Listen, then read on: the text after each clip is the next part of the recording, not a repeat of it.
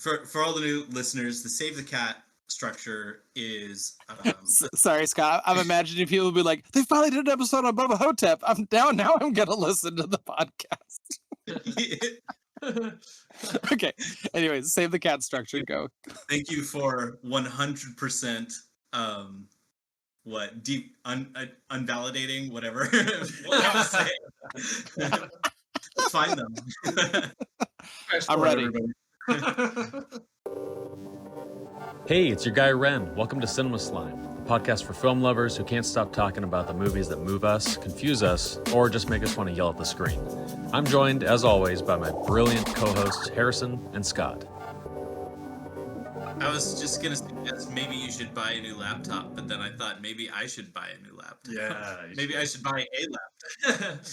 Wait, what? I wouldn't have to come over. It would be super No, I thought you were going to have your laptop next to mine. Oh, yeah. We'd just be like, yeah. We could play Age of Empires, and we'd be like, totally Dude. an amazing time. How about Descent? I could slam a good hour and a half of playing Age of Empires right now. I feel like, isn't that game fun, though? So here's my experience with RTS games. So StarCraft and Warcraft were like my blood when I was growing up. What's RTS? Real-time strategy. So games like StarCraft, games like Warcraft 3, where you're building a base, you're creating units, and you're sending them in to take out the other guys. So those games just ran through my blood when I was growing up, and Warcraft 3 was kind of my jam. So yeah, Warcraft 3, like, loved it, everything about it. Then, fast forward a couple years, StarCraft 2 comes out, and I'm cruising around on YouTube, and I come across a StarCraft 2 like tournament, like pros are sitting down playing StarCraft 2, esports and all that great stuff. So I start watching it, and if you watch a pro play StarCraft 2, you realize how freaking stupid you are playing StarCraft. Because I'm talking like when they play, they keep track of their actions per second. Like as soon as they hit 50 gold, they hit the button to make a probe. Like it's down to the millisecond that they have to push that button, because any time wasted means you're going to be farther back in resources. And like I watched that for like an hour, just absolutely mesmerized. And then I sat down to play StarCraft 2, and I was like, wow, I suck at this, and there's no way I can be that good. I just kind of put my hands up, and I was like, all right, I guess I'm not playing that game ever again. When I play Smash Brothers online. Oh, Why do you play Smash Brothers online? I don't know. I only tried a couple times because it's not fun. That was like the worst decision you made. Yeah, it's very clunky. I wanted to blame the clunkiness and maybe the just frame rate. Yeah, just blame the controller, blame the lag, blame anything blame but Comcast. myself. But yeah. But the people on there are insane. It's crazy how good they are. So I can kind of relate. I don't play any game online ever. Yeah. that's just not my jam. Fair enough. That's the quickest way to make sure I don't like a game. No, I definitely used to, but the older you get, the more you're like, oh, I'm not as spry, and my reaction timing is slow, and and honestly, like, just when you have that moment where you're like you're playing online. I've had plenty of nights like this where you're just like one more game, and you're just going and going and going. You're like, okay, it's 2:30, it's all good. Go to bed, wake up 4 hours later, go to work, and you're like, who cares? It's all fine. Nowadays, if I do that, dead. Like there's no hope for me. I'm slow as hell at work. I can't like function as fast, My average, let's see, for a long time, probably up until probably 4 years ago, my average like bedtime was like 2 a.m. like every single night. I got like 6 hours of sleep average, like every single day at max. And I loved it because I love staying up late and just having my own personal time to myself. I could just do whatever I wanted. And I can't do that anymore. Yeah, I think if I stay at past 10, I start crying.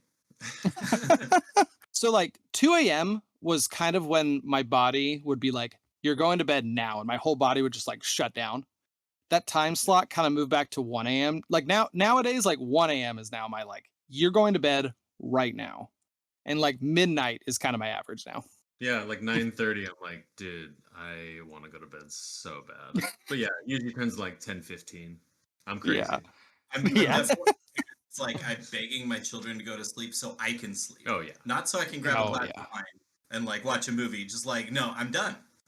I need to sleep. That time, like midnight to 2, that I used to do that all the time. I've now switched that in the morning. So I get up at 5:30. If I can't get up, I'll set it up. I'll snooze for 30 minutes. I find that that's just as good, if not better. I have never been a morning person ever in my entire life, and I never thought it was even possible.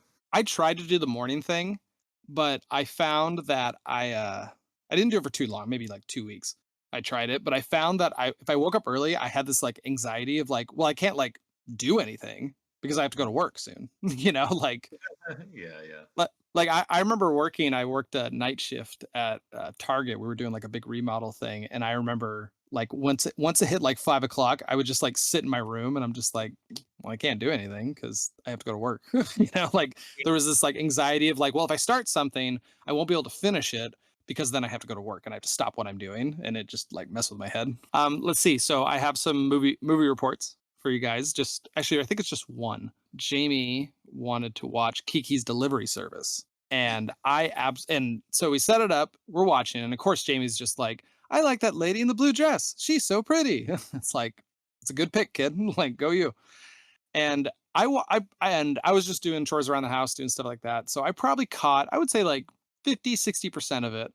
But there was definitely a moment where I was walking by the screen with a handful of laundry and I just stood there holding laundry for like 40 minutes just watching the movie. And I just had this moment of like, this is the most like beautiful thing I've ever seen in my life. Like it's so like slice of life. It was just really nice to watch Beautiful. something and you're like, oh, like nothing terrible is gonna happen. This is good. I tried to get my my boys to watch that one, and I think it was just a little more grown up than they were ready for because they were expecting things to occur. So their two favorite Ghibli movies are Nausicaa of the Valley of the Wind and Totoro. Mm-hmm. And they're like, those two movies are like opposite sides of the spectrum. It's like Totoro is like Kiki's Delivery Service, but for, a 6-year-old. Whereas Kiki is for like teenagers and older. Mm-hmm. And so they're cool with the slice of life, nothing happening with Totoro because it's their age, like experience stuff. And then Nausicaa is just rad. So everyone should love that movie. Nausicaa. Yeah, I really want to watch that one. I tried to get Jamie to watch it today, and he was like, "Oh, those bugs are big." Like, "Oh, that's gross." And I was like, "What?" It's like, it was like, dude, you watched Spirited Away, and there's all kinds of wonky stuff going on in that one, and you loved that. So maybe I just need to turn it on and just be like, "You're watching it." Yeah. But today he wanted to watch Howl's Moving Castle, and I was like, "Okay, like I'm busy, so I couldn't watch it." But yeah, zero interest. Like he was, like he literally walks in, he's like, I like that character. They look interesting. It's like the scarecrow, I guess. Like there's a scarecrow in it, I guess. He's like, that's really cool. And then he just kind of walked off, and it's like, okay, well, we'll try another one another day. So I love that you're like, I feel like most parents get introduced to these Ghibli films eventually at some point in their life. And for me, it was kind of around COVID time, but we went through all of them. I've seen every single one. We just got obsessed with them, and I just kind of missed that like first time viewing of that all happening. It's pretty awesome. I was mentioning this to you the other day. Have you seen Pompoko? So is that the little like animals, the little animals yes, ones? Yeah, I know yeah. what it is, but I haven't seen it yet. When we get animation picked, that's going on my list like right away. So animation is just going to be all Ghibli. Yeah, it could be. Don Bluth and Ghibli. But I remember like going through all those films, and then I found out that you were raised on Nausicaa, and I remember like kind of feeling jealous. Just like, oh, like I didn't know about it was just Disney. Like you're not exposed to anything but Disney, and that's like messed up. You gotta be like, I don't know. I envied that. I was like, shit. And I felt the same way when I know you watched Aliens when you were like 5. You're so cool, Scott. You're ahead of the curve. Yeah, pretty much. Super cool. So I sat down with Jamie today. I was like, "Hey, do you want to watch a movie?" And he was like, "Yeah, sure." And I just typed in like, movies every kid should watch, and I just found a list. And I was going through all these Disney films, and he was just like, "No, I don't want to watch that. I don't want to watch that." And I finally got to a Studio Ghibli film. He's like, "I want to watch that kind of movie." And I was like, "Okay, that's cool that he's a little more interested in that side of the animation or whatever." So that felt pretty cool. And my plan is to cruise through all of them and see how he reacts to them. Yeah, Pompoko is almost not for kids, but it's like the most adorable kid movie ever, and you'll know what I'm talking about when you watch it. I mean, that's basically a description of every Ghibli movie. Nah, this one's a little different. I won't blow it because I was like laughing hysterically, like at how I won't say anymore. It's great. You'll love it. It's one of my favorites. Top 3. On that transition of talking about anime, I actually have an anime story that I just talked about with my wife. So we were on a walk right before we sat down to record, and we just went off the path through this forest, and we found like this clearing, and there'd obviously been some like teenagers there spray painting and stuff, and I was like, this is somewhere I would have hung out when I was like 12, 13 with my boy Marcus, just getting up to no good. And then it brought back this crazy memory. So when I was younger, I had never, again, going back to childhood and not knowing anything about Studio Ghibli movies, but we were in the forest once. We found this giant box full of anime porn. And it was like 200 or 300 magazines full of porn. So in my head, I thought all anime was pornographic. Like, till Oh I was my. like, basically till I saw like Cam bring home an anime like magazine or something when I was in high school. Oh my And gosh. And Cameron anyway, walks it's in, kind you're of a just like, no. like, oh, this one doesn't have porn in it. Oh, interesting. Oh, But impressive. yeah, it was really funny. A funny memory I hadn't That's thought so about in years. The things that you can somehow share with your spouse when you've been married long enough, and you're like, this isn't at all embarrassing to me. This is just funny. Yeah. Now, See, that was those are like the best. pre-internet. Those are the best kind of conversations, honestly. When you're just like, "Wow, I can't believe we just had an hour-long conversation about that." Now you know everything about me and why I love anime. And and now we see how deep Ren really is. If that's everything about him. I'm nervous when we do an anime topic now. Who knows what Ren's gonna put on his list? No, we'll keep it cringy. Yeah. Quite cringy. I mean, isn't that what it's supposed to be? Yeah, that's kind of the joke. It's really bad. The question is, how many voices do you have, Ren? I am a modern day Robin Williams. All right. So we're gonna find out as this show goes on. I might have used them all, but Elvis might have been the last one. Are you channeling Mrs. Doubtfire? Is that what you're channeling when you do that? That movie influenced me more ways than. We'll have to wait till we do that movie to talk about that. Perfect. Is that why All your right. closet's so big? Yes. All right, baby, settle in. This ain't your average nursing home drama, no way. We've got the king himself, Elvis Presley, sitting in a wheelchair with a walker full of attitude.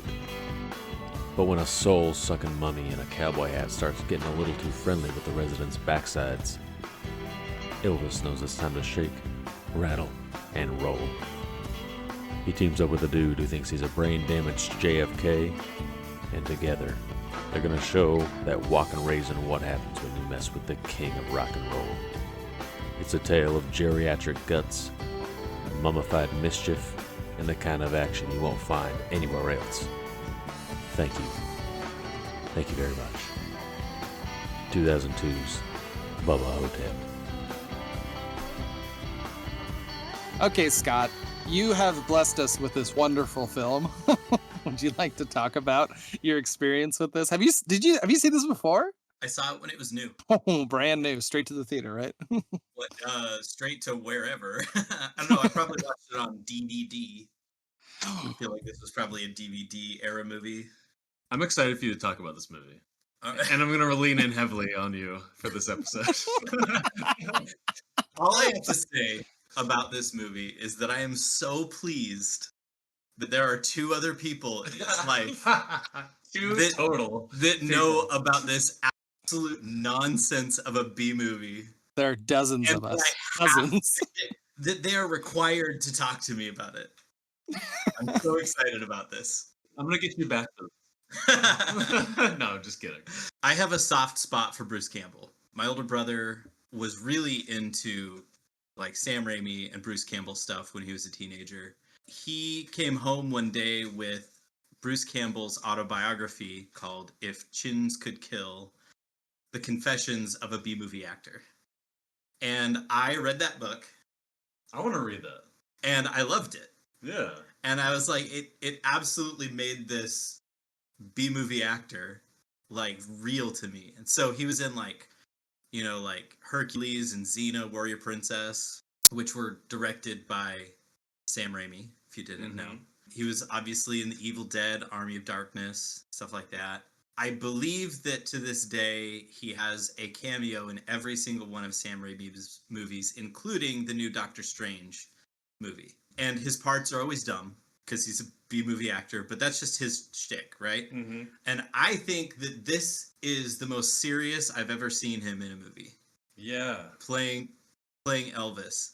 And this movie is not serious, but it's surprisingly deep for what it is. Yeah. Like it is exactly what it sounds like.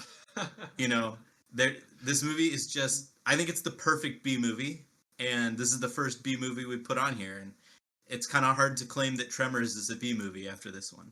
That's a good point. I'm curious, Harrison, have you seen any Bruce Campbell films? I've never seen a Bruce Campbell film. This is my first exposure to Bruce Campbell. I know of him, kind of like you said.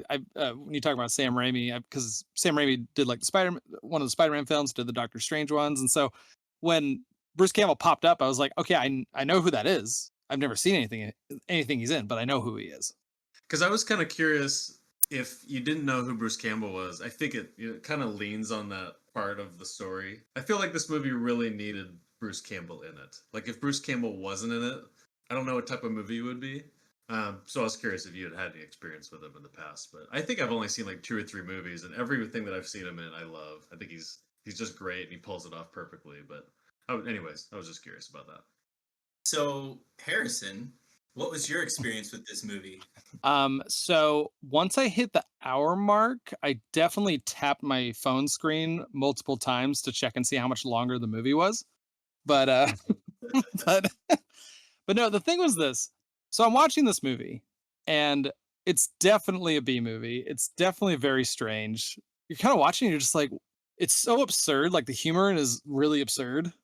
But then it contrasts with like kind of this like weird like horror movie that's kind of like popping in every now and then. So it was very like contrasting to me and really threw me off throughout the whole film.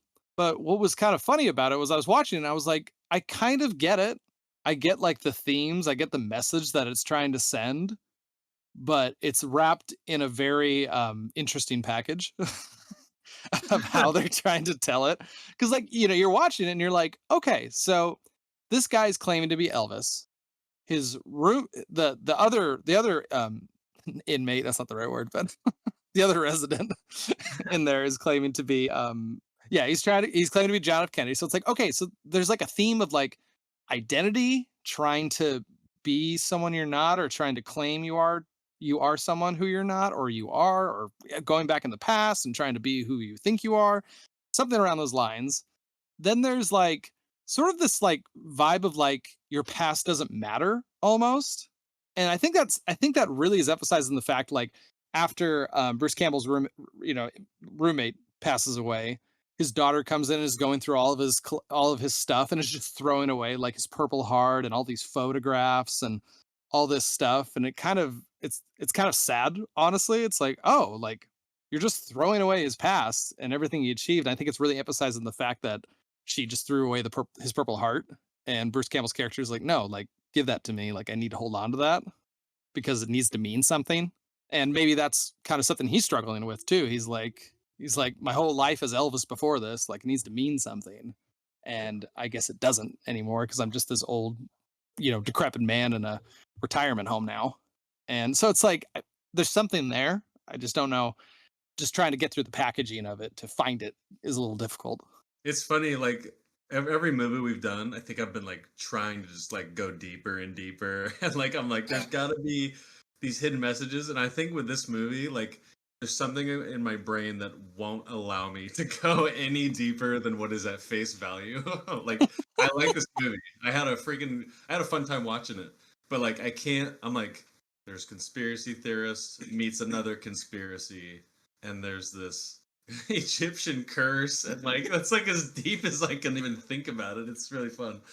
my viewing experience real quick. I think I didn't really get emotionally invested in this until Ossie Davis, the JFK, until his character comes in. He made me laugh like 10 times. I thought his character was the best part of the movie. And Bruce Campbell's great, but like without Ossie, I don't think I would have liked this movie at all. I thought he was awesome. And he's a legitimate actor. Ossie Davis, yeah. Yeah, I mean he's just kind of that guy. Like I probably would have recognized him, but I was looking at some of the movies he's in. He's in over 100 films, which is wild. But yeah, 12 Angry Men was kind of the one that kind of stood out. But yeah, I was just impressed with him. I thought you take a look at the whole project. It's like a film. The budget was like under $1 million or something like that. 1 million. To be him, an older veteran actor coming into this and just like killing it. I thought everything that he did was spot on.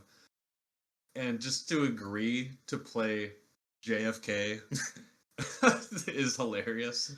This is also, I think, maybe his second to last production he was in before he died. Oh, really? Yeah. Oh, rest in peace. Yeah. He did great. Also, I want to shout out these two are hilarious.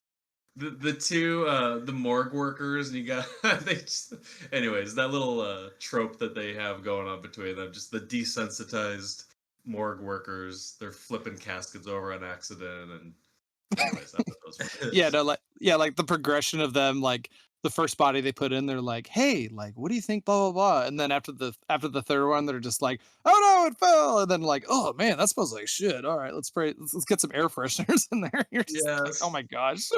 You ain't gonna get weepy on me, are you? Yeah, right. So just to put a little perspective into the budget of this film, so this film had a $1 million budget, and just quick, half-assed research, the average budget for a film was like $150 million. So Yeah. it's one of those like, oh, they had nothing to make this. So Tremors had an $11 million budget. All right, so And Tremors was really, really low. Wow. One of you guys, if you can, look up really quick. What was the budget for Prometheus? Budget for I'm gonna guess 34 million. Okay, 34 million. Yeah. What about you? What about you, Scott? I was gonna say 260 million, but whatever. Yeah, actually, I'm almost thinking like 80. Okay, what is it? $130 million. And it's 130 times better than this movie. It is. Scott, the numbers are against you. So I just want to say that this is like incredible to me that this movie exists just on the budget alone. Yeah. You get distracted when you're watching this movie? Yeah, this is a very distracting scene. Well, I don't know. Scott was watching the part with the daughter cleaning out the veterans' cabinet. Is it weird that whole storyline of like this cancerous growth on his dick? I was like, okay, what is happening? And I actually like spent time thinking about it, and I was like, I think I know why. Why it's even in the movie? Because it's so absurd. What is it? It's like the it's almost like a curse, like something you abused for so long of your life is now your burden, or the thing that kills you in the end, or something. I don't know if that was my attempt at trying to deep dive. That was deep. All right, my deep dive on the whole thing is I feel like it's kind of like this. I feel like he's trying to look for worth in his life, and he feels like there's no worth in in anything he's doing anymore. And even then, he's like, "Oh, I can't even get a hard on anymore. Like, what is even the point of it?" And then when he does have that moment when the nurse is like putting on ointment on it, and he gets a hard on, he's like, "Oh my gosh!" Like, I wrote down I rewound it just to write down what he said. So I'll read no, say it, because I was just about to quote it, and you probably have it. I felt my pecker flutter once like a pigeon having a heart attack and having it lay back down and remain limp and still. These days, even a flutter was reassuring. But you know what? One of the main themes of this movie is obviously about aging. And one day, that might not be funny at all to us, or maybe it's 10 times funnier. I don't know. But it's funny that this movie is funny because it's about old people. And I think just like as the film was going, I was expecting like young Bruce Campbell, like a flashback of him to come in and just like kick some ass and have a sawed-off shotgun and shoot a bunch of mummies. You know what did happen? What?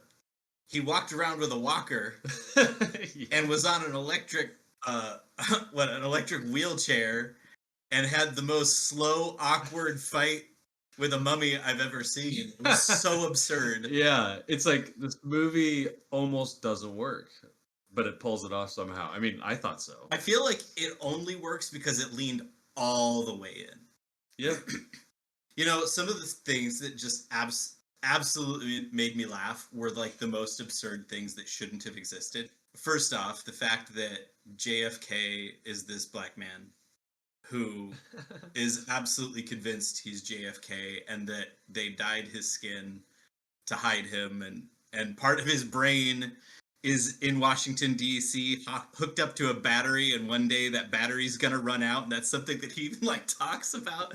Like I was like, I just laughed so hard at that. And then he's like, Mr. Presley, come with me into the bathroom. And they go in to the bathroom, and there's like hieroglyphs scribbled into the wall. Yep. And he's like, I've decoded it. It's like Cleopatra does the nasty. It's like, what? This mummy went into the bathroom and was just writing stuff on the walls. Yeah, I love how Elvis doesn't believe him at all in the beginning. So he kind of strings him along, and he's telling him everything he says is truthful.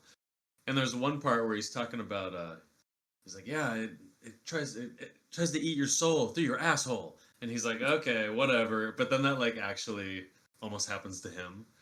Anyways, there's just some funny little elements to the movie. So I just gotta say, I want to go on record as my headcanon that when people are like, Elvis didn't die, he was abducted by aliens, I'm like, no. He swapped with Sebastian Haff. Yeah. Elvis died in an old person home fighting off a mummy. That's how Elvis really died. That's actually cooler. Just so you And- know, I actually Googled like most popular theories about Elvis's death, and I watched a whole video about it in preparation. After I watched this film, I watched that, and I was like, I think that made the movie better, actually. And this last year, when there was all this stuff about the JFK files coming out and things like that, I was like, I don't know why they're trying. They dyed his skin black and put him in an old person home. You're like the only one like looking for Elvis's name in the files. It's in here somewhere. Gotta be Control F Elvis. Control F Bubba Ho-Tep. There we go. Yeah, so this movie is obviously extremely absurd, right? It's totally absurd. I think the story is just really funny, like, and that the story exists at all is one of the things that just tickles me so much. And it's not just like a Reddit thread that somebody was like, you know, Jar Jar is Snoke's kind of like theory or whatever. It's like, no, the guy wrote the short story, and then the director decided he was going to make it into a full-on movie. Like, that's how far they took this stupid, absurd story. Throughout the process, I think it's amazing, and what elevates it at all is not just the fact that this is like hilarious YouTube poop level of story. I think it's the fact that like tied into it are all these themes of like identity and individual worth and how we treat our elderly in our culture in the worst case scenarios, and what is it like for an older person to be forgotten, not just by, you know, their friends and peers, but by their actual kin, you know, that just, they don't got time for them. And so they sit there and their days just blend together, you know, and that is just hit over and over and over and over in this movie. And the fact that this movie has any depth to it at all makes you go like, I feel like I'm watching something not absurd. Until you step back and go, holy crap, I'm watching Elvis Presley, who is a dead person, claimed to not be dead, swapped with an impersonator. And I'm like entertaining this because I'm getting real depth from the story. Yeah. And this is portrayed to me by Elvis and John F. Kennedy, who are friends. I mean, it's so dumb. Yeah, you like it's like funny when you even think about the situation that you've found yourself believing in. Like, the story is so absurd that it actually is just funnier that they followed through with this. So I've talked to Cameron about this a couple of times in another context. So like in in the video game Castlevania Symphony of the Night, the voice acting is so bad that it almost like circles around and becomes good because it's so bad. And I feel very similarly about this movie. It's so dumb and it's so bad that it's like it's not even pretending to be in the uncanny valley. It's just like way over there on the other side. You don't have to pretend it's serious. It can be serious again. I see what you mean. And I really love the fact that if this were portrayed seriously, like what would this movie be? Like Paris, Texas? Like or it's like a slice of life in a rest home. And that's really sad and depressing, especially based on the themes and how run down this rest home is, you know? But because it's absurd and because it's like Elvis, Bruce Campbell's character, like gets his fire back little bit by little bit, and he's being like reignited by his like conspirator friend who's just like your Marcus or, you know, whatever. It's just that person that makes you do the dumb things and brings the adventure back into your life. I love watching these old folks do that. It's also, I had this weird juxtaposition every once in a while because Bruce Campbell does such a good old person in this that alongside Ossie Davis, who is actually an old person, like the two of them are really funny together.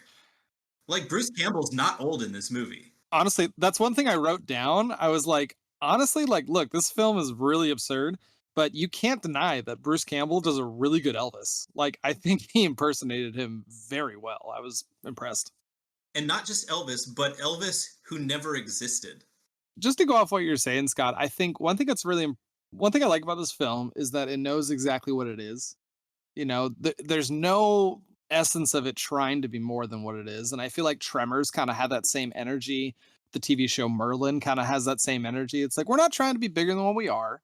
And honestly, that kind of puts my view, kind of shows my view on like B movies in general.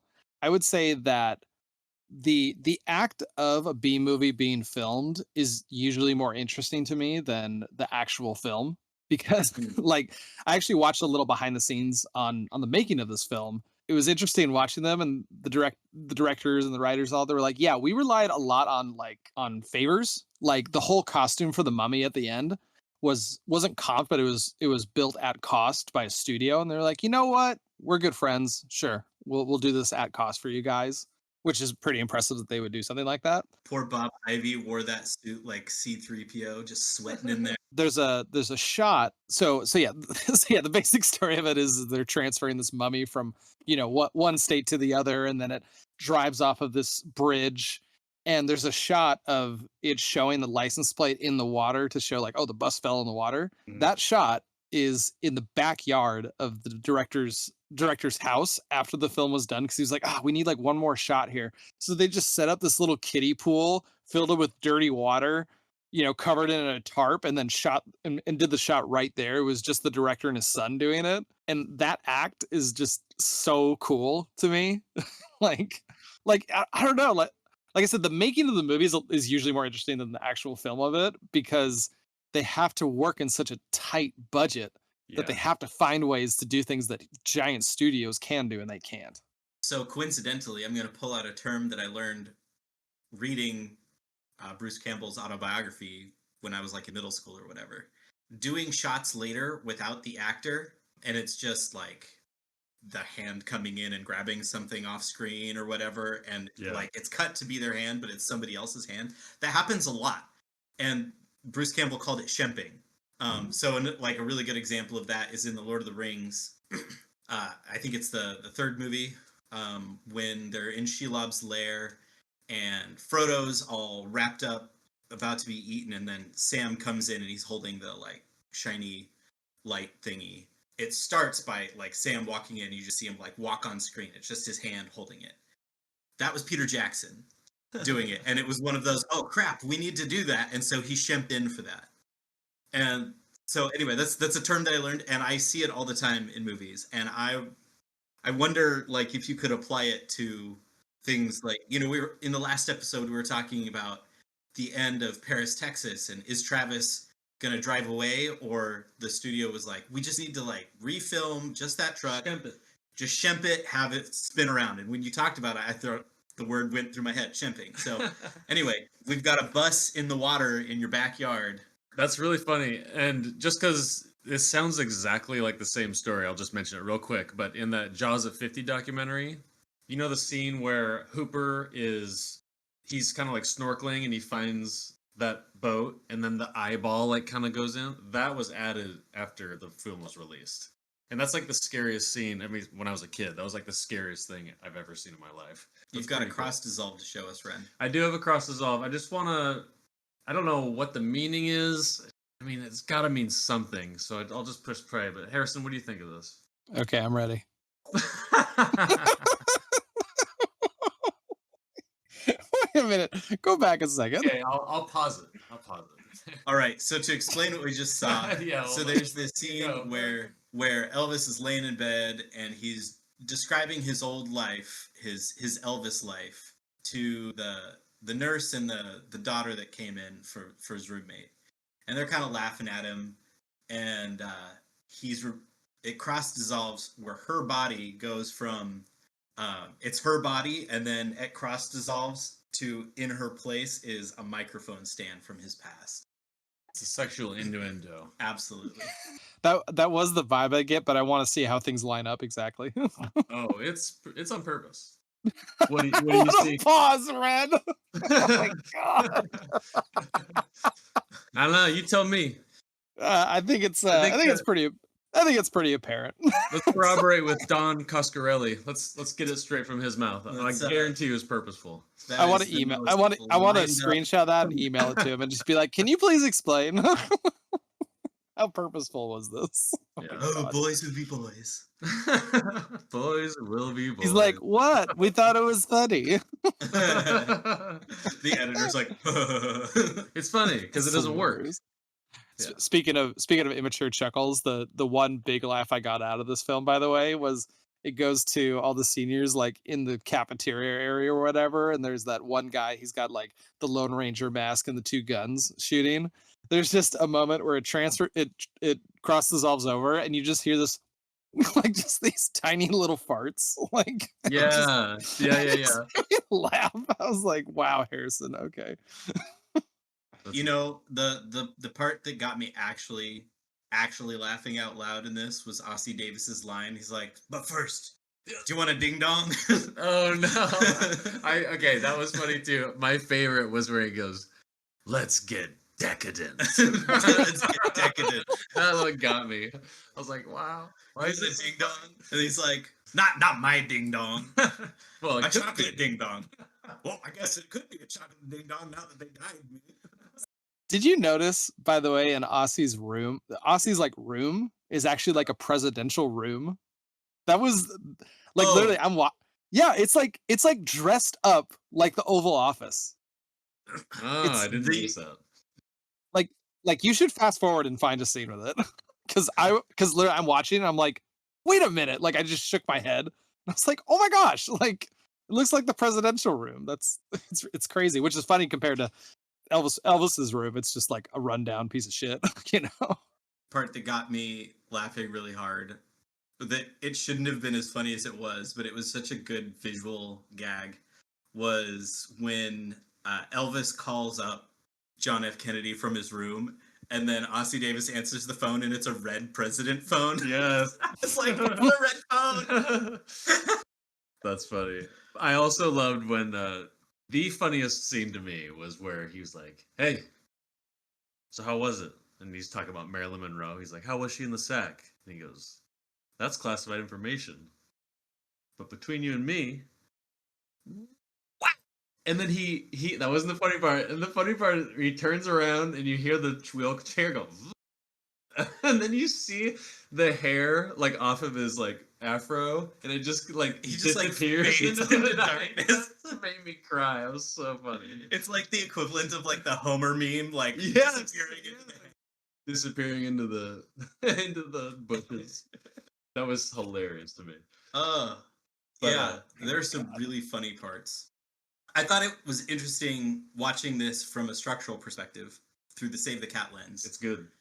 You know, I have to watch for it. And so for all the new listeners, the Save the Cat structure is Sorry, Scott. I'm imagining people be like, they finally did an episode on Bubba Ho-Tep. Now I'm gonna listen to the podcast. Okay. Anyways, save the cat structure. Go. Thank you for 100% deep unvalidating whatever. What I was saying. Let's find them. I'm ready. So the I'm save so the cat ready. structure is basically like an overly codified and overly used hero's journey structure that's used in Hollywood like all the time. And once you see it, it's really hard to unsee. And it's also used because it's really useful. To be clear, it doesn't following the structure does not make the movie better, but it's a good way to get your first draft of pacing down pretty darn solid. Hey, yeah, you shared this with me like that's 4 years ago. That's my cheat sheet. This is your cheat sheet. Okay, so there are a couple of like main beats that you kind of got to hit in this movie. So it starts out showing his world, but then it gets to the part where the catalyst. And so the catalyst is the first main inciting event. It's basically like, what's the thing that's going to shake up the main character's world? And we're watching it right now. So the scene is when the scarab comes in and attacks Elvis, and he stabs it with the fork. So that shook up his life. You could make the case that the first time somebody died was the inciting event, the catalyst, but that didn't really shake up his life. It was just like setting up stuff. So I'm going with the catalyst here.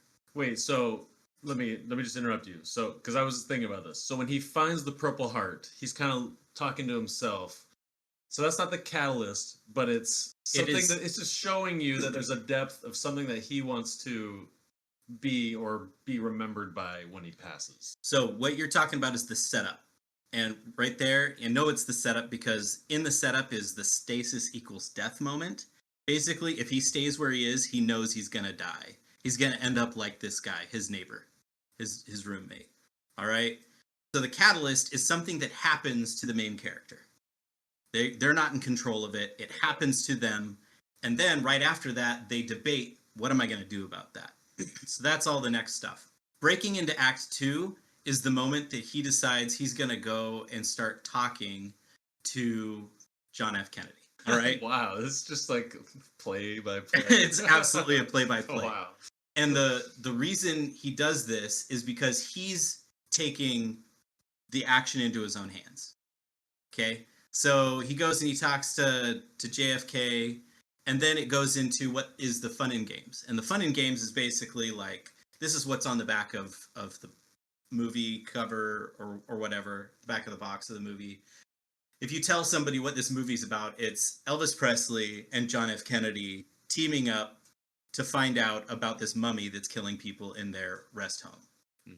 That's this section of the movie. The midpoint happens when a scene where John F. Kennedy and Elvis are standing inside Kennedy's room, and the mummy walks by. Yeah. And Elvis gets into his mind, and he has all the flashbacks and stuff like that. And then the bad guys close in is like your past comes to haunt you. And that's when Elvis is laying in bed and he's sitting there going, okay, like I've seen this, I'm scared to death, and I'm watching footage, all these this commercial for these Elvis movies about how badass Elvis was and how badass I'm not. And so that comes back to haunt him. And then he breaks into Act 3, which he decides he's going to fight back, and he picks up the phone, he calls Kennedy and says, we need to get together and do this. Then it goes into the finale, which is gathering the team, which is he gets together with Kennedy and they grab their weapons and their supplies, which is the lighters and the like alcohol and the gasoline and their wheelchair and walkers, and they put on their cool suits, and the cool scene where they're walking down the hall, geriatric, all like and stuff. And then they execute the plan, they catch him on fire, but then Hightower surprise, Kennedy dies, and the fire goes out, and then Elvis has to dig down deep and just go, you know what, it's balls to the walls. We're not going to win unless I go all the way in. He digs down deep, execution of the new plan, which is he fights him by running into him with wheelchair, rolls down the hill, and then the final image is a mirror to the opening image, laying down, Looking into the stars. looking up, but instead of being trapped in his room where it's depressing and dingy and dark, he's taken his life back into his own hands, and he looks up into the stars, and he dies for real instead of him just wishing he was going to die, but he's grown in the process. So this movie absolutely follows the Save the Cat structure really well. One thing that I thought was interesting was that the pacing was different than most movies, and they overemphasized, gave way more screen time to the opening setup of who his character is, for you to like really care about him as an individual. Mm-hmm. And then the actual midpoint on feels like dun dun dun dun dun dun, which is kind of weird because usually the bad guys close in is really where the crap starts to hit the fan, but like the most unmemorable parts of this movie. So pacing was different than what they suggest you do in the Save the Cat, but I don't know. I kind of feel like it simultaneously does and doesn't work depending on what you want out of the movie. Like Harrison saying that once he hit about an hour in, which was the point that the mummy showed up in RFK's room, or JFK's room, from then on out, it's like, how much is left? Like, are we really watching this still? But before that, you're kind of like build up, mystery, but it's so slow. It's a long drawn out thing. So I don't know. I feel like this is a pretty good case of like, what is the actual emphasis of this movie based on what was in the original script or the original short story? What did they decide to emphasize or not? And how much of that was budget constraints with the special effects and the costumes, and like, how long and drawn out do you want a geriatric fight against a mummy to be? You know, I found this movie really interesting to watch a second time as a grown-up person now, and trying to analyze like what was the creative process, because it's so obvious, like you said, Harrison, like the process of making this movie is so much more interesting than the movie. And like the movie is great for a B movie, but I mean, I would never put this in my top 10 favorite movies. Yeah, I know what you mean. Right. Like, you have to respect it in its own little corner. Mm-hmm. But they were like, or don't like it, but yeah. Real actors and real directors spending real money, spending real time to make this. And it was like, every project gets to that point where it's like so complicated and so like you've been doing it for so long. You're like, are we really going to finish this thing? Well, we're sunk this deep. We might as well just finish it and see what we can recoup or whatever, you know? But I don't know. This movie is a really weird one, but I like it. Yeah. There's no movie like it. No. Pretty much. No, if I remember correctly, they filmed. They said in the behind the scenes video, they're like, yeah, we spent 30 days filming this movie, which was really long. And I was like, that's long? Like I thought, I don't know. In my head, I was like, that seems really short for a film. But I guess if it's a pretty cheap B movie, it shouldn't take that long. So in contrast, Tremors was also filmed across 30 days, but that was with $11 million budget. Most B movies, so you think of like your slasher horror flicks and stuff like that, it's like, how few days can we film this? And so they're like, they still need a shot during the day, but it's 2:30 in the morning, so they bring out a bunch of lights to pretend that it's day. That kind of filming, and that they're like giving everyone caffeine pills and stuff like that, so everyone's awake, and go jump around outside so we can film this noonday shot at 2:30 in the morning. Yep. Stuff like that. So like this movie to me would probably have been scrunched down to like 15 days or something like that with a $1 million budget. But the fact that they stretched it to 30 days probably is the only reason that it has any depth at all. They were able to like really like nail the shots. What genre is this film? Oh boy. Okay, it's not a horror movie. Yeah. I wouldn't say it's a comedy. I think it's a drama almost. Yeah.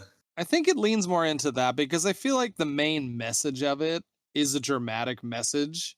You know, like the themes that it follows are pretty heavy, I would say. It's not really a horror movie because honestly, like you're kind of watching it, and The Mummy feels sort of like this tack on thing to me, where it's just like literally, I was like kind of like you said, Scott. I was going through and I hit about the hour mark, and I was like, okay, what's going on? And then the Mummy shows up. And it's kind of like, okay, the Mummy's here. We can wrap it up. They can kill the Mummy in the movie. But so I feel like he's not really the focus of the film.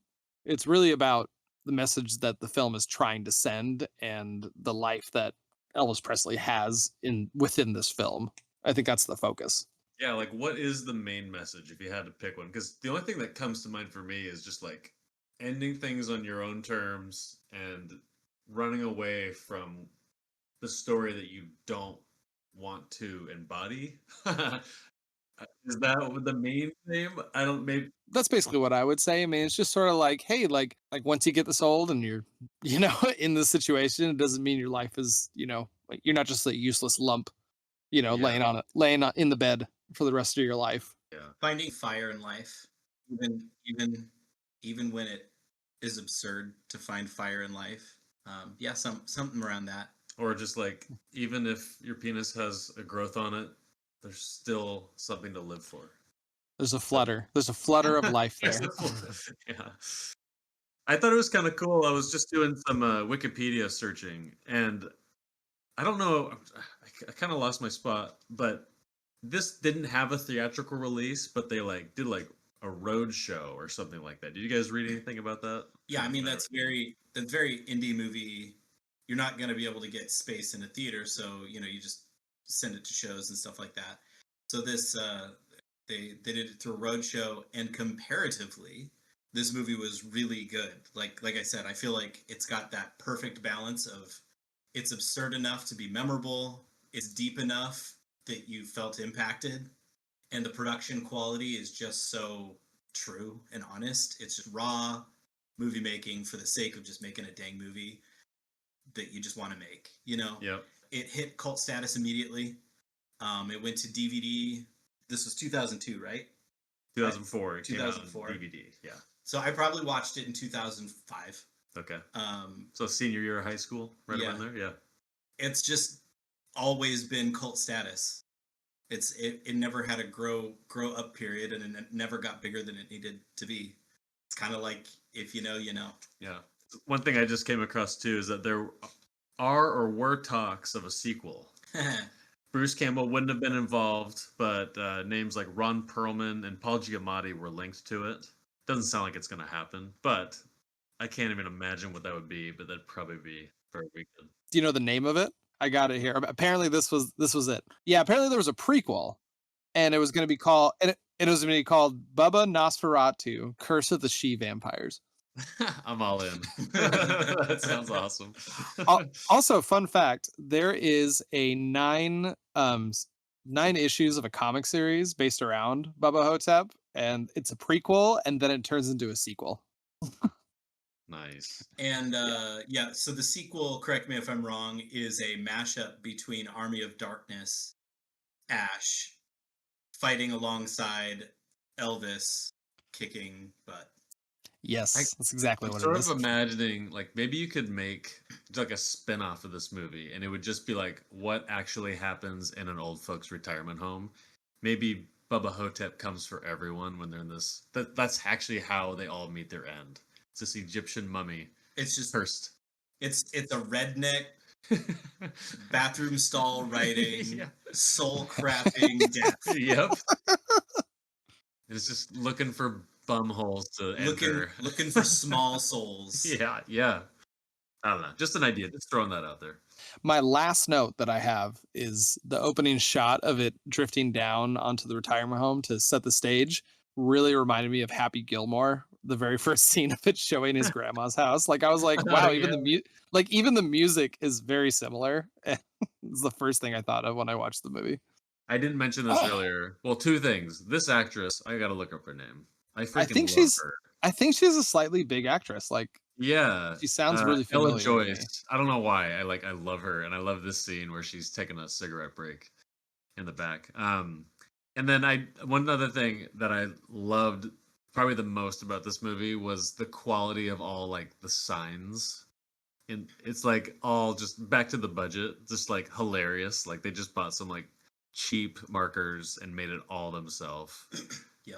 And I think when you just lean into like how difficult it must be to make a film on such a low budget, I don't know. There's something kind of special about it. So Oh yeah, I had to no, mention most that. definitely. So I wanna call out one cinematography thing for Ren's benefit. Thank you. So all of the dingy, long, unkempt hallways symbolize the depth of and like just losing yourself to death a little bit at a time. And there are two places that are bright, and they're the two places where Elvis feels and gets freedom. It's JFK's room. It's bright and colorful in there, and outside with all the natural lighting. Both of those two places are the two places that symbolize freedom, growth, excitement, adventure, as much as a geriatric Elvis can experience. And they're also the places where he gets to move around without being watched or ignored simultaneously. He's just it's appropriate for him to be outside by himself, right? It's where he gets his best friend and all of his treats, and it's never depressing or sad inside JFK's room. I love it. Well, now next time I watch it, I'll definitely be looking for more of that. You're gonna watch this movie again? I've watched it 3 times. You've watched it Well, 3 times. So I watched What? it. I watched it the first time, and I was like, "What am I not getting?" So I watched it again, and then I watched it again. And I was like, "Am I trying too hard?"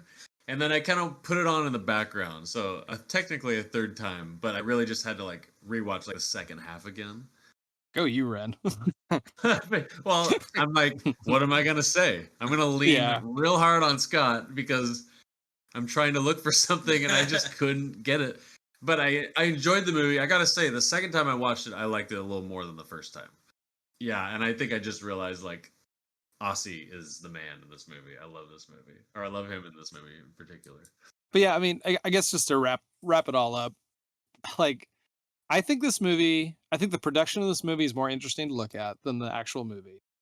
I think it's fun to talk about, and I think it's a fun movie to think about, like in the like if you just think of like the scenarios, it's more fun than actually watching the scenarios. So, but I will say, like, I have no interest in watching it again. And if somebody came up to me and was like, "Hey, should I watch Bubba Ho-Tep?" I'd be like, "Oh boy." I wouldn't really know what to say, I guess. It's kind of hard for me to give a rating to this. Yeah, I know, right? Hey, should I watch Bubba Ho-Tep? Yeah, it's like it's on my list. It's hard for me to rate it because it seems mean to give a B movie such a low rating, but like so for me to put it in my letterbox so I know how I actually felt when I look at it, it's probably gonna get like a 1, just so I can look at it and be like, oh, I gave it a 1, I didn't like it. So then I can move on. Yeah, I mean, I like this movie better than Dr. Parnassus, so it doesn't get a 1. There you go. What is Dr. Parnassus? A movie that I hope we never watch. Okay, cool. Though if we do watch it, it will be like me revisiting a nightmare. Okay. I just gotta see the cover. It's a good production hell story though, from what I remember. Yes. Yeah. Okay. Yeah, that's a movie when you're like, hey, let's talk about terrible movies and the terrible experience of making it. That one's way up there. Yeah, the ginger on the cover. No. Wait, no, isn't Marlon Brando in that film? Isn't that like? No, it's Heath Ledger. Heath Ledger died halfway through production. Oh, that one! Wow, what am I thinking of? You're thinking of Dr. Moreau, or that's what I'm thinking. Island of whatever it's called. That's what I'm thinking of. I'm sure the one you just mentioned. I'm sure that one probably wasn't very fun to film though, because Heath Ledger died halfway through it. So. And rather than refilming his scenes or just canceling the project, they just swapped in other characters. It's other actors playing the same character, if I'm recalling correctly. I never seen it, but from what I remember, they were just like, "Hey, let's just bring in other big actors, and they're just gonna play different versions of the same character." So me and Paige were pretty newly married, and I was like, "Let's go get a Redbox movie." And I was like, "Oh, this movie's got a pretty decent IMDb rating," and I put it in, and just absolutely hated it the entire way through. There was not a single redeeming thing about that movie to me. I was like, this should never have been made, and it should be unmade. Unmade. Like if you went to someone's house and it was on their DVD collection, you'd probably It would, like very it would be in quietly. the garbage. I would put it in the microwave and hit go. It's just a stain on creativity. That's what it sounds like. Just like a. It was like up there with Jupiter Ascending, so bad. Okay. Yeah. So anyway, I like this movie way more than that. That's good. So this movie, I think, because this just sings to so many things that I love: the absurdity, the conspiracy theories, the rewriting headcanon just for fun, for Ossie Davis, for Bruce Campbell, for pretending this was filmed in Texas when it was filmed in California, for like this really skinny stuntman walking around in a rubber mummy costume that sucks souls out of old people's buttholes. Like, for a mummy writing hieroglyphs on the inside of a bathroom stall. This is like a 3. Like, I just love this movie, and it's so bad. And I do tell people to watch this movie, Harrison. Oh because no, I just want to know that other people have seen it. Like, I don't even care what you think of it. I just want to know that you saw it. And that this is something that will now infect your brain for the rest of your life. Yeah. And like, this is one of those, I objectively cannot say this is a good movie, but I like it. Okay? That's it. So you respect the idea and it following through, and it's combining. It's hilarious. It makes no sense, but somehow it all kind of blends and it's created its own thing.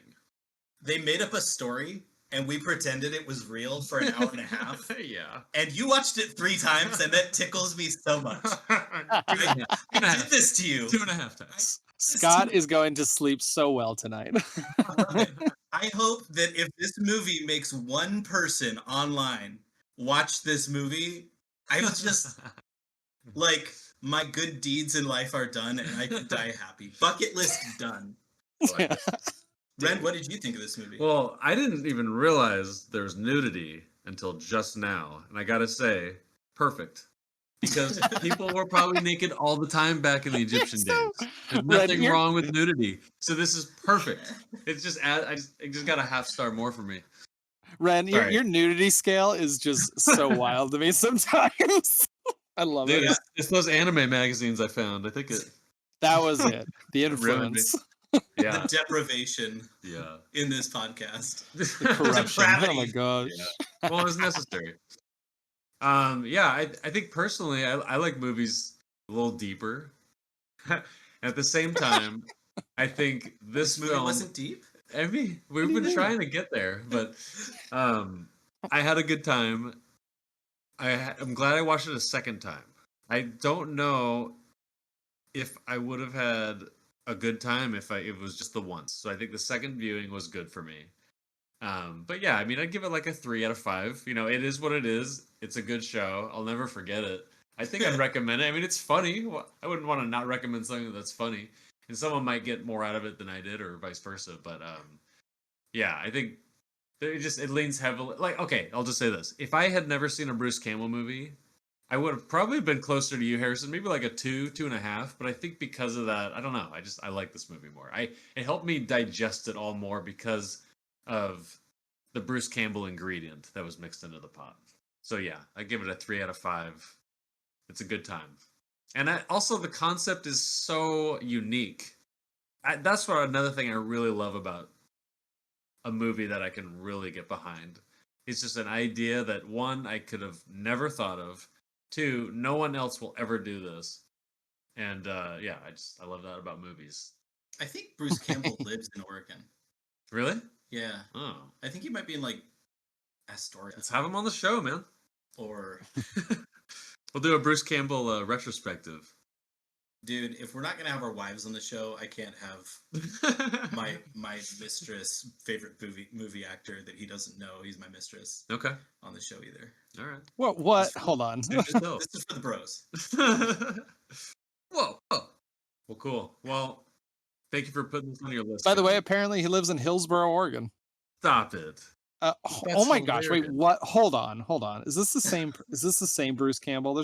Apparently he made a home inside of a Boeing 747? No, this can't be right. That's No, not the that same is person. that is a different person. Okay, just checking. I was like, what? There's no way. This is crazy. I know. Okay, so I love you brought that up Scott, I love that you brought up knew who I was talking about. you brought up the Boeing 747 built out in the woods. You're the That best. guy, I love you please, so much. please Google this guy and read every single page on his website, and then we'll talk about it next episode.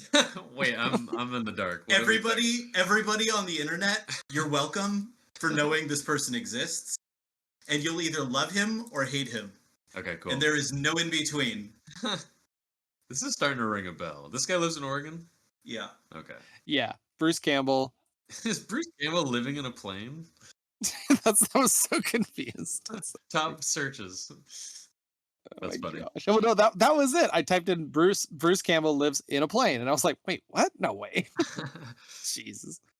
Okay, are we ready to move into figuring out our Let's next do set it. of movies? Yes, Yeah, sir. we are. I've been waiting weeks. I totally forgot. All right. I'm just going to read off my Cinema Slime 5 list for the film drawing. This month's category, thanks to Scott, is time travel. And he is Oh hyped. Boy, oh boy. Scott is in his element. We might pick 2 from your list. Because I feel like you're... How about we just pick... Dude. These movies will end up in other categories. Okay. All right. You'll find a way. I'm trying to find my list. Okay, here it is. All right. I have it right here if you want it. Oh, I got it. Oh, good. Number 1 on my list is 13 Monkeys, released in 1995. Never seen it. Pretty sure that's 12 Monkeys. Did I do it wrong again? Oh, wait. I think you did it wrong, and then you didn't fix it. Okay, it's 12 Monkeys. Sorry, everybody. 12 Monkeys from 1995. Like I said, I haven't seen it. Is that a Gilliam movie? Terry Gilliam? I don't know. I just think it is a Terry Gilliam movie. It's got Bruce Willis in it, Brad Pitt. Is Dr. Parnassus a Terry Gilliam movie? Yes. Oh, I just saw that name, and I was wondering why I knew that name. 12 Monkeys is apparently good. People liked Dr. Parnassus. I just don't. And then second movie on my list is Donnie Darko. Third on the list is Run Lola Run. Fourth on the list is Time After Time, 1979. I've never seen that. Frequency, 2000. I have definitely seen this movie. And it's freaking awesome. Yeah. You swiped that one for me so fast. I was just like, oh, dude, Frequency is so good. Yeah. I've actually seen it in the past year, and I'm excited to watch it again. That's a good Father's Day. Dude. Yeah. Absolutely. I don't feel bad about spoiling the fact that it's a time travel movie. Yeah. Because the category is time travel. Yeah, exactly. Yeah, right. Right. Harrison, why don't you read off your 5? Yeah, okay. So I went with Back to the Future just because it's the time travel. It's the time travel movie. It's a banger. It's fun. It's exciting. And it was the first one my wife suggested when I asked her if she wanted to tack one on. Another thing, the next one I picked was The Girl Who Leapt Through Time. One thing I'm starting to try and do with these lists is I want to include some more animation films because I'm really enjoying those and I'm kind of in a good phase of really liking them. And The Girl Who Leapt Through Time is just one I saw suggested a ton. I don't know anything about it, but it's a good animated film. This one, I don't know if it counts as a time travel. I think it does, and I've had people confirm me. It's We're Back. And if you don't remember what that one is, it's about this old man in space sends these dinosaurs down to New York to hang out with these 2 kids. and they get like mind controlled and they go to the circus and it's a trip. It's one of those films you watch as a kid and you're like, oh my gosh, that's why I'm traumatized. Is that a Don Bluth movie? I kind of hope it is.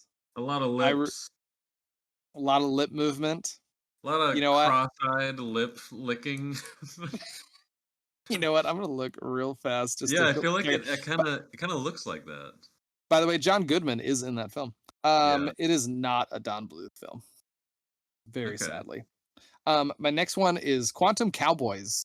This was one that got suggested to me. It's I don't know much about the storyline, but it apparently whenever they time travel, it changes animation styles, and I thought that could be fun too. That'd be kind of fun to flip through and just be, Yeah. just go on that journey. And then the last one on my list is a movie called Safety Not Guaranteed. It's about, I think it's actually a real life clip from a newspaper where some guy posted in the page and he was like, "Hey, I'm looking for a time travel partner to come with me. Make sure you bring a gun," or something like that. Like it actually happened in real life, and they made a film about this group of news reporters. They answered that ad and they go meet the guy, and he actually is time traveling. So, and it's got like Audrey Plaza in it. And it's got the guy from New Girl who played Nick, and it looked fun. I watched the trailer and I was like, I'm down for this. So a lot of new stuff. Honestly, on my list, Back to the Future is the only one I've seen and know a lot about. We're Back I've seen before, but I haven't seen it in forever. 15 plus years, easy. All right, so my first is the mother of all time travel movies. It is the one that when you go down the time travel rabbit hole, you eventually have to watch it and you feel dumb. And you're like, why did I watch that? But it's on my list.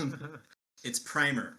So if we get that one, the suggestion is watch it once, spend a week trying to figure out what you watched, then watch it again, and then watch it a third time. So you actually can talk about it. It's that kind of movie. All right, the next is About Time, which is the most beautiful little father-son marriage family movie, and I love it. I cry. By the way, I did not cry watching Bubba Ho-Tep. I think I've cried every other movie, but not watching Bubba Ho-Tep. You have no heart. The next is Tenet.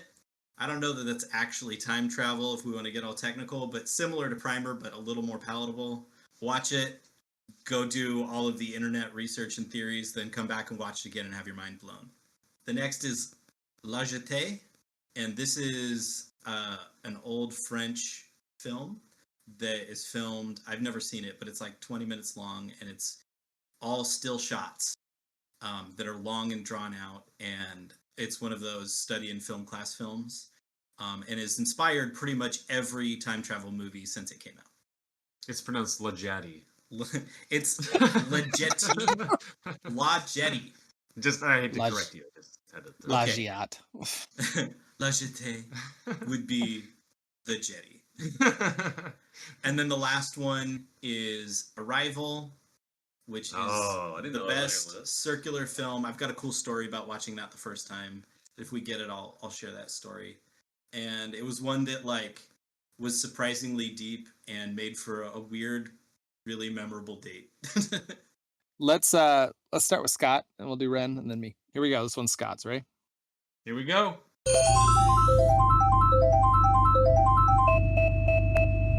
Bing. About Time is what Scott. Like, So dude, I'm ready to. I've seen this film and it. Man, this one's gonna rip you to pieces.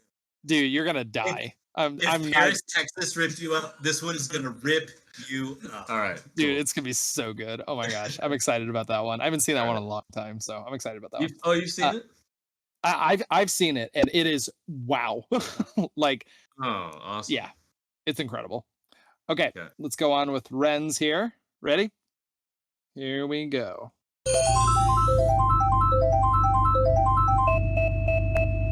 Frequency. Man, we're just going. We're on banger list. That is on it. See, wow, we're gonna go on an emotional roller. We're just gonna cry all month. Oh man. Oh man. We should do a secret episode, pop in between this one to prep us. Yeah, we might need to. Some reciprocity. Shake things all right, up. ready?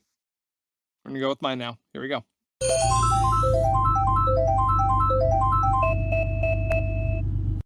Safety Not Guaranteed is what we're gonna be watching. I'm excited. I'm excited. Like, I was perfectly fine with any I picked, but that was kind of the one I was like, I want to watch that one. That's the one I want to watch. So, okay, so we got our first three. We're gonna be watching About Time, Frequency, and Safety Not Guaranteed. Those are the ones, one from each of our lists. So what we're gonna be doing now is we're gonna be picking our fourth film, and the way it's gonna work is we're each of us are gonna get 2 votes. We get to vote for one film on our list and one film that's not on our list. We're going to stick all of those votes in a randomizer, and we'll pick a random one from there. And these votes can, like, Scott can vote for the same film that I'm voting for. So, guys, just take a second and figure out what you want to pick. All right. So the two I'm gonna pick Quantum Cowboys for my list. I just the concept sounds really fun. And on someone else's list, I'm gonna go with 12 Monkeys from Ren's list. I've heard really good things about it, and it's got Bruce Willis in it, and I kind of have a soft spot for Bruce Willis right now, just because what he's going through right now, and I kind of want to enjoy his films while he's still around. So, and also he's good at acting. All right, who's next? Go for it, Ren. Okay, I'm gonna put my 2 votes in from my list, 12 Monkeys. And from the other lists, I'm going to put my vote in for Tenet, because I will never watch it unless we pick it for this show. There you go. I need to watch it. And I want to deep dive it. And I would hate to watch that and want to do an episode about it and not be able to. So that's my vote. You know what? That's a good strategy. I'm not going to lie. Because there's definitely some movies where it's just like, I want to watch it, but I really need someone to talk about it with afterwards. Yeah. Preemptively, I need to talk it out. I've just heard so many good things about it, but I know it's like extremely long. So it's about as long as Paris, Texas. Yeah. Go Ren, breaking barriers. All right, you're up, Scotty. Primer from my list and 12 Monkeys from Ren. Okay. All right. So 12 Monkeys does have 3 entries into this. So last time the 3-entry one got it. Yep. That was a 50% chance. Yep. I have a feeling it's not going to be 12 Monkeys, though. I kind of feel the same way, too. I have a feeling we're going to pick Tenet. Tenet's going to win. I'm vibing Primer right now. Okay, here we go. 3, 2, 1.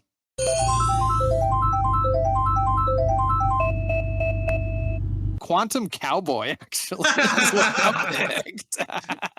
All right, cool. Rad. All right, awesome. I'm excited. I think it's gonna be a fun trip. Awesome. Well, had a fun time hanging out with you guys. And for those of you listening, stay tuned. Next week, you might not see any of the movies that we just picked. Just throwing that out there. There's a possibility. Maybe a little bonus, something very familiar, something awesome, something you're gonna enjoy. I would say it's even radical. It's very radical. Cowbunga. I'd say it's radical. All right.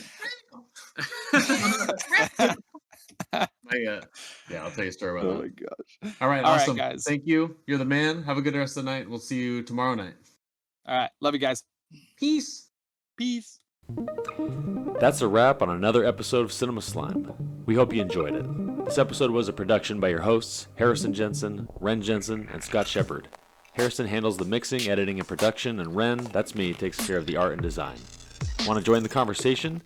Let's connect. Find us on Discord for film discussions, movie recommendations, and everything cinema. Be sure to subscribe and leave a comment, and you can also connect with us on social media and show your support on Buy Me a Coffee, and we'll give you a shout out if you'd like. All links can be found in the episode notes.